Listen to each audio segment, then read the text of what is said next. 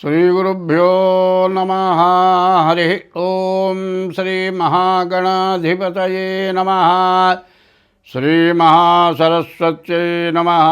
శ్రీగురుభ్యో నమః. హరి ఓం. యః కర్తా జగతాం భర్తా సంహర్తా మహసాం నిధిః ప్రణమామి తమాదిత్యం బహిరంతస్తమోపహం.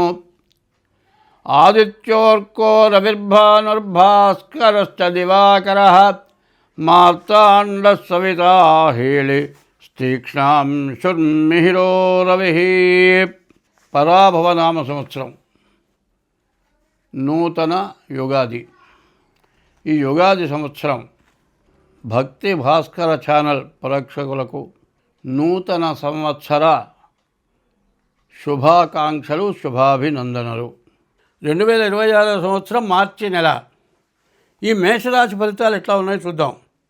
ఈ మేషరాశికి ఆదాయం 11, వ్యయం 5. అట్లాగే రాజపూజ్యం 11, రాజావమానం 5. అయితే ఈ రాశికి ఏలినాటి శని జరుగుతుంది. ఈ శని వల్ల విపరీతమైన ఖర్చులు, విపరీతమైన దండగా మారి ఖర్చులు, ఏ పని కలిసి రాకపోవటం, చేసే వృత్తిలో ఉద్యోగంలో చాలా ఇబ్బందులు, అనారోగ్యాలు, సమస్యలు ఎక్కువగా ఉంటాయి. వివాహం కావడానికి బాగా మంచి సమయం. వివాహం అయిన తర్వాత కూడా వెంటనే సంతానం కలగటానికి కూడా బాగుంది. కానీ ఏ రకంగానైనా సరే చూస్తే విపరీతమైన ఖర్చులు కనబడుతున్నాయి. ఈ ఖర్చులు శని వల్ల బాగా ఇబ్బందికరంగా కనబడుతుంది. బుధాదిత్య యోగం, రవి బుధులు కలిసి ఉంటే వ్యాపారం బాగా సాగుతుంది. మరి రవి, కుజుడు, బుధుడు, రాహు 4 గ్రహాలు కూడా ఏకాదశంలో ఉండటం చాలా విశేషం. రవి బుధులు కలిసి ఉంటే బుధాదిత్య యోగం మంచి యోగం, బాగా సంపాదించుకొని బాగుండేటువంటి యోగం కనబడుతుంది. కుజు వల్ల ఇల్లు, ఆస్తులు కొనుక్కోవడానికి బాగా అవకాశం ఉంది. తర్వాత రాహు వల్ల వచ్చిన డబ్బులు బాగా నిలబడటానికి అవకాశం ఉంది.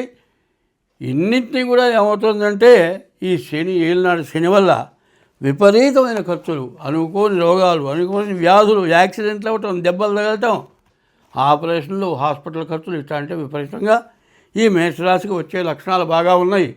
కాబట్టి ఈ రాశి వాళ్ళు ఏం చేయాలంటే మీ డేట్ ఆఫ్ బర్త్ ద్వారా జాతకం చూపించుకోవటం, అట్లా డేట్ ఆఫ్ బర్త్ లేకపోతే హస్త సాముద్రిక ద్వారా మీ జాతకం చూపించుకోవటం.